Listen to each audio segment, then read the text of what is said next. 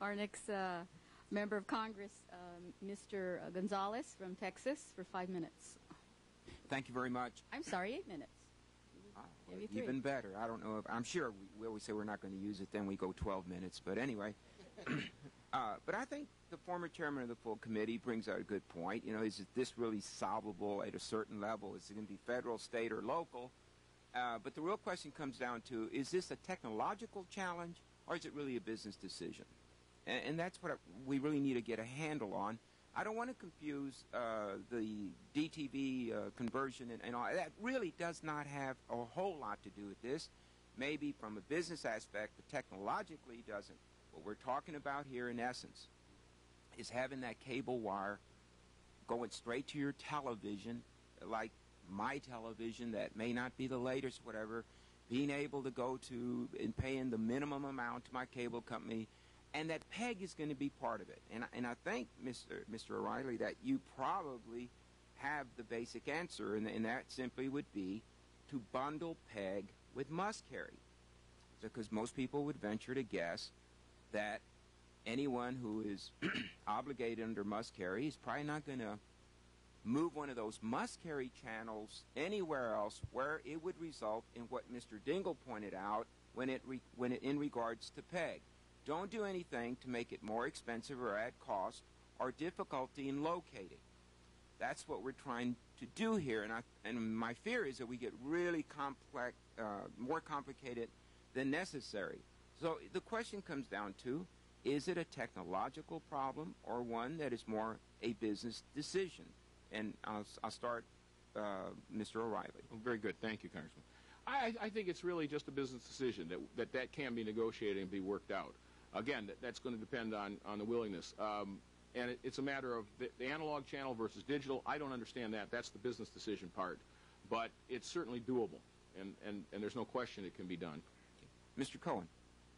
I've already said that I think that private party negotiations are the best way to resolve this issue. I won't take a lot of your time in doing this. I'd really caution the committee into imposing additional carriage mandates on cable operators as a part of this digital transition.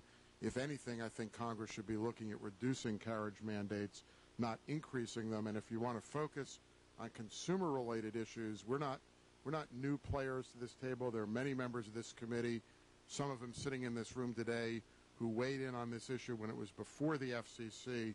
But the number one cost driver in our digital transition is the FCC's decision taking away our right to deploy low-cost, low-end set-top boxes.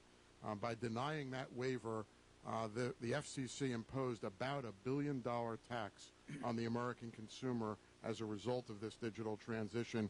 If there's anything from a public policy perspective that warrants congressional attention, it would be ensuring that we can deliver digital equipment to customers' homes at the lowest possible cost. Yeah, and I couldn't agree with you more, and I don't want to get dragged into that particular aspect of this debate because I don't think it's necessary to address the issue at hand. And I want to stay focused because, you know, obviously, and this is a lesson to everyone, and that is probably don't roll out anything new in a member's district who happens to be so senior in Congress and happens to be the chair of Energy and Commerce. But other than that, we'll move on. Mr. Ayano, technological challenge, or is it that can be solved, or is it really just more of a business? For you, it may be technology. We have technology challenges. It's a different technology that we're using. We're providing IPTV, TV over the Internet. We're a new entrant. We are providing choice to customers. We think that's a good thing. It's a process. It's evolving. And I would, in our situation, sir, I would compare us and take us back a bit to the wireless industry. And the wireless industry came out with a new technology. Obviously, over the years, it has improved. I think things are moving much quicker in today's world than they were back then, and things are going to evolve quicker. But it is technology. But on the other hand, we are listening. We care about our communities. We care about our customers. And we're going to continue to listen and work with them to see what we can do to get over these technological hurdles. you have to believe in the basic principle, because this committee believes in it, and I think Congress does, as far as the importance of PEG. And again, no additional cost, no greater difficulty in locating. And then the last that I neglected to point out was an inferior product, which I think Ms. Folger had pointed out. And I think you really need to keep track of that. Now, the other thing is, from a technological point of view, can you do it? And I think we're willing to listen to reason. Mm-hmm. But at some point, though, is there some advantage that is given to you because of the technological restrictions or inabilities that places you in an advantage to someone else like cable? And I think Mr. Cohen was kind of pointing out that that could be something that we face, and we have to be very, very cognizant of that possibility. Ms. Folger, in your opinion, is this a technological challenge, or is this something that's just really a business decision that can be worked out? I definitely think AT&T has made a business decision. They decided not to build a fatter pipe to the home. The last mile is copper wire. Somebody said it's like sipping an ocean through a straw.